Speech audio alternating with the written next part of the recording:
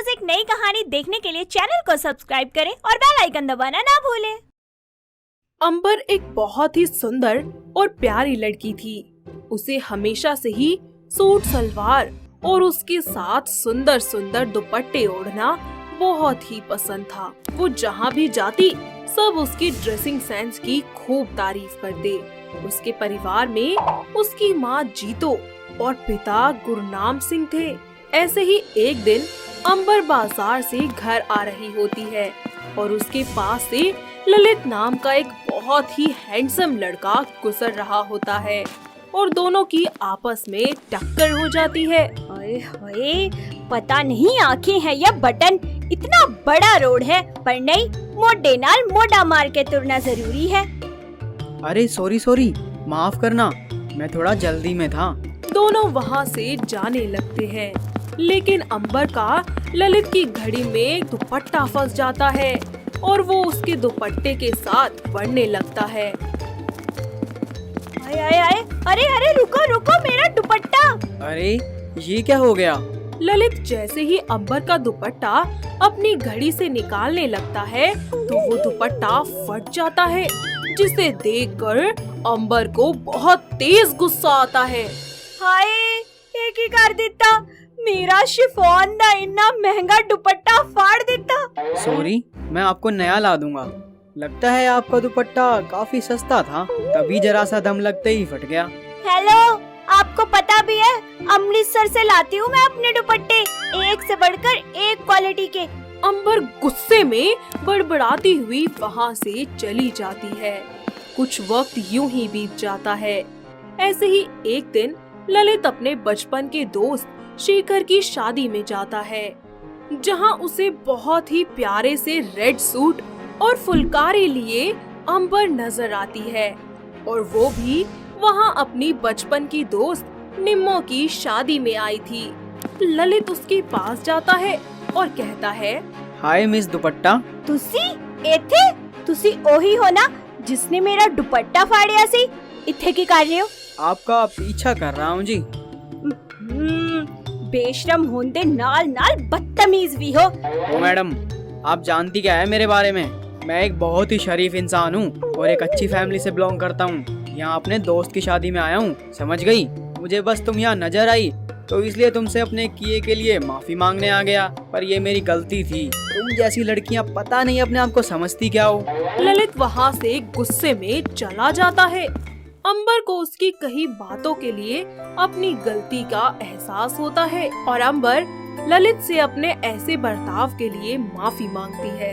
I am sorry, मैनू माफ कर दो। मैं गुस्से विच पता नहीं तुहानू की कह दिता। इट्स ओके, कोई बात नहीं। मैं जानता हूँ कि एक लड़की के लिए उसका दुपट्टा कितना कीमती होता है, और खासकर कि आपके जैसी खूबसूरत सोनी कुड़ी के लिए। दोनों एक दूसरे से पूरी शादी में खूब सारी बातें करते हैं और बातों ही बातों में दोनों नंबर एक्सचेंज कर लेते हैं। ऐसे ही समय बीतता जाता है। वो दोनों बहुत ही अच्छे दोस्त बन जाते हैं और गुजरते वक्त के साथ वो दोनों एक दूसरे से प्यार करने लगते हैं और एक दिन अपने प्यार का इजहार कर शादी करने का फैसला लेते हैं। अंबर और ललित अपने इस फैसले के बारे में अपने अपने घर वालों को बताते हैं। दोनों के घर वाले आपस में बात करके उनका रिश्ता पक्का कर देते हैं और कुछ ही दिनों बाद बड़ी धूमधाम से उन दोनों की शादी हो जाती है। अंबर अपने ससुराल की सारी जिम्मेदारियां बहुत ही अच्छे से संभाल लेती है। उसकी सास देवयानी आए दिन उसे उसके पहनावे को लेकर कुछ ना कुछ कहती ही रहती थी। ऐसे ही एक दिन, बहू, अरे बहू, कहाँ मर गई सुबह सुबह? हाँ जी मम्मी जी। अंबर वहाँ पर पंजाबी सूट सलवार और दुपट्टा पहनकर टिप टॉप रेडी होकर आ जाती है। अरे ओ महारानी, कहाँ जा रही है बंठन के? कितने भी नहीं जा रही, बस मेरा दिल कीता ता मैं रेडी हो गई। अरे खुद को तो चमका लिया, अब घर कौन चमकाएगा? ओहो मम्मी जी, ठंड रखो, हुने कर दिन्नी है सारा काम। शूश अटैक। पता नहीं ललित को भी क्या पसंद आ गया तुझ में।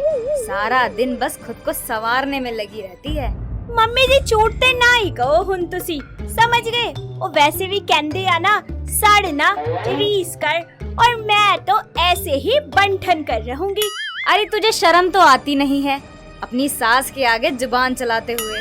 ओहो सच गल बोलिया सी। दफा हो जा और जा जाके काम कर। और हाँ, ये सूट पहनना बंद कर दे और चुपचाप साड़ी पहन। हमारे घर की बहुएं सूट नहीं पहनती। जी कभी भी नहीं, मैं तो डेली सूट ही पाऊंगी। साड़ी दा थान कौन लपेटे। अरे तू मेरी बात को मानेगी या नहीं?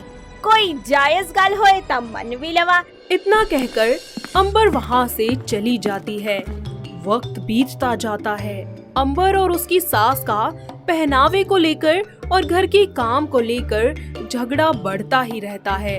ऐसे ही एक दिन अंबर बाजार से नया सूट लाती है और उसकी सास उसे परेशान करने के लिए चुपके से वो दुपट्टा उसके कमरे से ले जाती है और छत पर जाकर उस दुपट्टे पर पापड़ सुखा देती है। शाम को जब अंबर छत पर जाती है तो वो अपने दुपट्टे पर पापड़ सूखते हुए देखकर बहुत ही ज्यादा गुस्सा हो जाती है।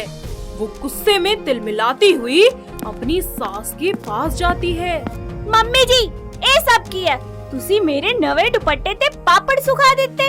अरे ये तेरा दुपट्टा था, मुझे लगा कोई बेकार कपड़ा है तो मैंने सुखा दिए पापड़ इस पे। मम्मी जी ज्यादा चालू ना बनो, मिन्नू ना सब पता है तुसी जानबूझ के कीता है सब। अरे मुझे क्या पता कि तेरे सारे दुपट्टे तेरी तरह ही बेकार हैं एकदम।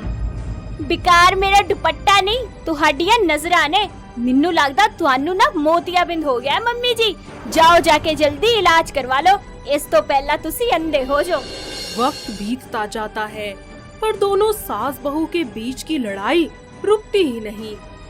ऐसे ही एक दिन देवयानी और अंबर घर का सामान लेने बाजार जाते हैं। वहाँ दो बाइक सवार गुंडे देवयानी का पर्स छीन कर भागते हैं।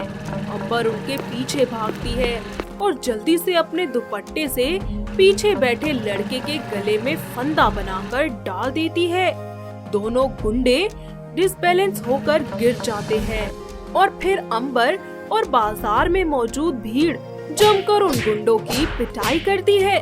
ये सब होता देख देवयानी को अपनी गलती का एहसास होता है। दोनों सास बहू बाजार से घर आ जाती हैं। तभी देवयानी अंबर से कहती है, बहू मुझे माफ कर दे।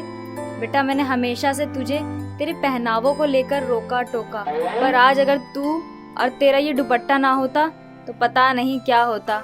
बेटा मुझे माफ कर दे। ओए होए मम्मी जी कुछ ज्यादा ही नहीं हो गया। तुहाडी ता डांट भी मेनू बड़ी प्यारी लगती है। दोनों सास बहू एक दूसरे को गले लगा लेती है।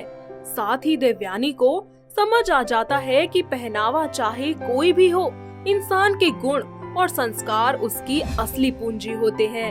जिसके बाद सभी लोग मिलकर एक साथ खुशी खुशी रहने लगते हैं। तो दोस्तों कैसे लगी आपको हमारी ये सस्ते दुपट्टे वाली बहू? क्या आपके घर के आसपास भी है कोई ऐसी बहू जिसे इसी तरीके से दुपट्टे और नाम बहुत पसंद हो?